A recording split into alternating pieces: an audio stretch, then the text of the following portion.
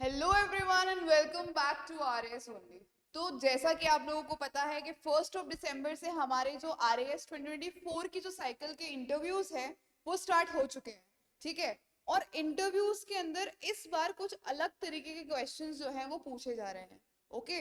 तो पहले क्या पूछा जा रहा था कि भाई आपका बैकग्राउंड क्या है। ठीक है। आप किस होम टाउन से आते हो, आप किस डिस्ट्रिक्ट से आते हो, उसकी पूरी जानकारी ली जाती थी। अगर आपने अपनी ग्रेजुएशन के अंदर, अपनी पोस्ट ग्रेजुएशन के अंदर या जो भी एजुकेशनल क्वालिफिकेशंस आप लोगों ने ली हैं उसके अंदर आप लोगों का क्या परफॉर्मेंस रहा है, क्या रहा है। ठीक है। क्या उस फील्ड से रिलेटेड टॉपिक्स हैं, क्या चीजें हैं, वो सब पूछी जाती थी पहले। बट अभी जो इंटरव्यूज हो रहे हैं, जो 1 तारीख से इंटरव्यू शुरू हुआ है आपका, उसमें जो इंटरव्यूज हो रहे हैं उसमें कुछ अलग तरीके के क्वेश्चंस पूछे जा रहे हैं। अब वो एग्जैक्टली क्या क्वेश्चंस है वो आज हम लोग डिस्कस करने वाले हैं हमारे इस वीडियो के अंदर।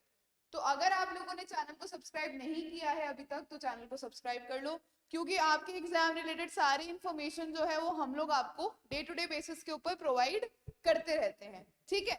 तो आज हम लोग सबसे पहले बात करते हैं कि किस तरीके के क्वेश्चंस आरपीएससी की जो पैनल है, इंटरव्यू पैनल, वो आपसे पूछ रही है। सबसे पहली चीज जो भी बच्चे इंटरव्यू देने जा रहे हैं उनको क्या ध्यान में रखनी है, जिस दिन वो इंटरव्यू देने जा रहे हैं उससे एक दिन पहले, उस दिन अगर कोई भी स्पेशल डे है, ठीक है, फॉर एग्जाम्पल अभी नेवी डे गया है 4 दिसंबर को, तो उसके ऊपर बच्चों से क्वेश्चंस पूछे गए हैं। ठीक है। उसके अलावा अगर किसी की बर्थ या डेथ एनिवर्सरी है जिस दिन आप इंटरव्यू देने जा रहे हो, तो वो चीज आप लोगों को बहुत ज्यादा ध्यान में रखनी है। उसके लिए आपको बहुत ज्यादा विजिलेंट रहना है कि हम अगर इंटरव्यू देने जा रहे हैं तो उस दिन के बारे में हमें सारी जानकारी होनी चाहिए। ठीक है। दूसरी चीज क्या बहुत ज्यादा पूछी जा रही है, जो भी अभी करंट के अंदर चीजें चल रही हैं उससे रिलेटेड बहुत सारे क्वेश्चंस पूछे जा रहे हैं। फॉर एग्जाम्पल करंट में क्या चल रहा है, अभी आपका एसआईआर चल रहा है। ठीक है। स्पेशल इंटेंसिव रिविजन, जो कि इलेक्शन कमीशन ऑफ इंडिया करवा रहा है आपके जो इलेक्टोरल रोल्स है उनको दोबारा से बनाने के लिए। ठीक है। उनको दोबारा से एक बार टैली करवाने के लिए, जो भी हमारी वोटर लिस्ट है उनको। तो ये जो ये पूरा प्रोसेस है इसके इर्द गिर्द की जितनी भी चीजें हैं कि क्या ऑब्जेक्टिव है, क्या प्रॉब्लम्स आ रही हैं, बीएलओस का क्या रोल है, so all of these things are being asked. ठीक है।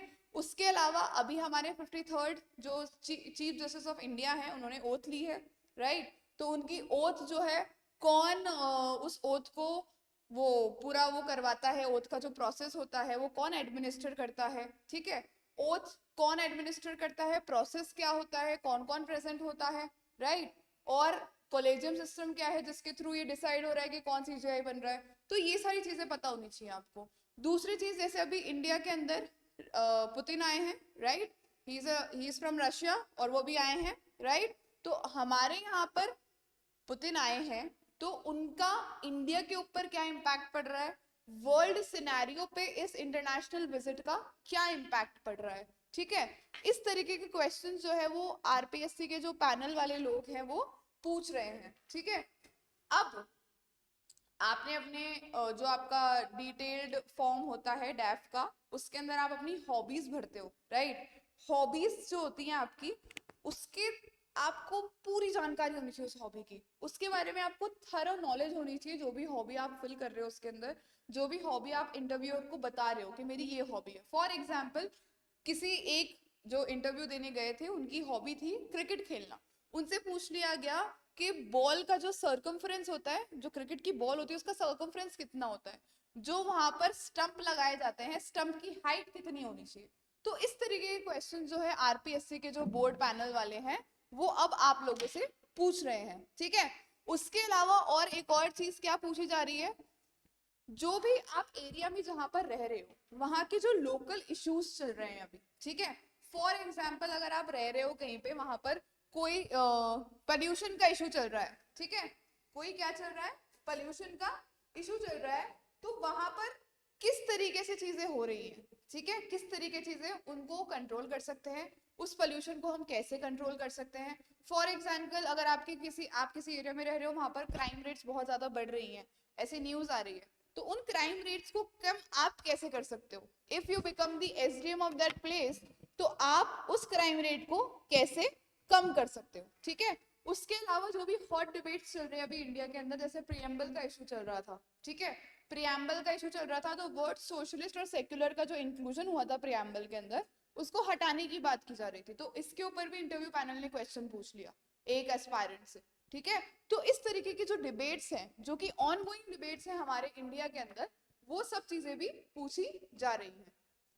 उसके अलावा अगर आप लोगों ने अपनी तैयारी की वजह से या किसी भी वजह से अपने एकेडमिक लाइफ के अंदर कोई भी ब्रेक लिया है, फॉर एग्जाम्पल आपने ग्रेजुएशन के बाद 1 साल का ब्रेक लिया तैयारी करने के लिए, और उसके बाद में आपने एग्जाम दे दिया, एग्जाम नहीं हो पाया तो आपने सोचा कि पोस्ट ग्रेजुएशन कर लेता हूँ मैं, तो वो जो 1 साल का गैप आया है वो क्यों आया है, कैसे आया, क्या सोचा आपने, ये सब चीजें भी इंटरव्यूअर बहुत ज्यादा पूछ रहे हैं आपसे। जो इंटरव्यू पैनल आपके पास सामने बैठा है वो आपसे रिलेटेड बहुत बारीक बारीक चीजें भी पूछ रहा है।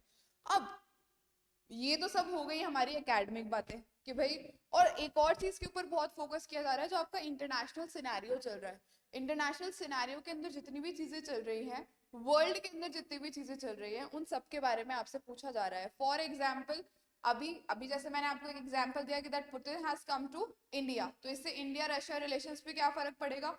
उसके अलावा जो हमारे वर्ल्ड रिलेशंस है उनके ऊपर क्या असर पड़ेगा, उनको क्या मैसेज जाएगा। जब अब इंटरव्यूअर ने पूछ लिया कि भाई ट्रम्प इंडिया से नाराज क्यों है, तो क्या जवाब दोगे आप। आपके पास में बहुत सारे डायमेंशन है ये सोचने के कि भाई ट्रम्प इंडिया से नाराज क्यों है, क्या है भी या नहीं, राइट। तो इस तरीके के क्वेश्चन जो है आपसे वो पूछे जा रहे हैं इंटरव्यू के अंदर। तो आपको हर तरीके के क्वेश्चन के लिए एकदम क्या रहना है, बिल्कुल रेडी रहना है, ठीक है।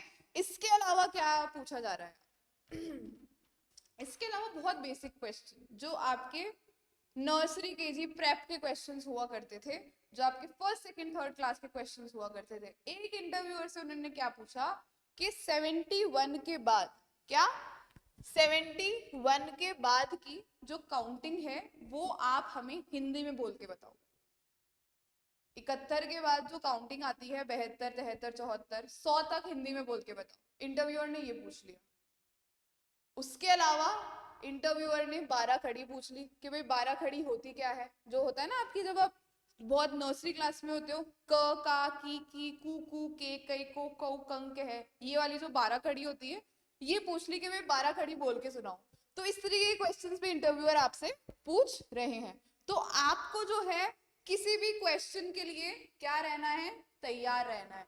इंटरव्यूअर आपसे ये भी पूछ सकता है कि आप आज लंच में क्या खा के आए हो, ठीक है, वो कहाँ की डिश है, इसके बारे में हमें बताओ थोड़ा सा। तो आपको हर चीज के लिए एकदम क्या रहना है, रेडी रहना है। और जब भी आप इंटरव्यू देते हो तो आपका जो प्रेजेंस ऑफ माइंड है वो बहुत ज्यादा इंपॉर्टेंट होता है, ठीक है। और अगर आपको सारे क्वेश्चंस को कॉन्फिडेंटली आंसर करना ही करना है, ठीक है। लेकिन अगर आपको कोई क्वेश्चन नहीं आता है तो उसका गलत आंसर करने की कोशिश नहीं करना है कॉन्फिडेंस के अंदर, वो ओवर कॉन्फिडेंस हो जाएगा। आपको बहुत ही पोलाइटली उनसे बोल देना है कि sorry sir I am unable to answer this.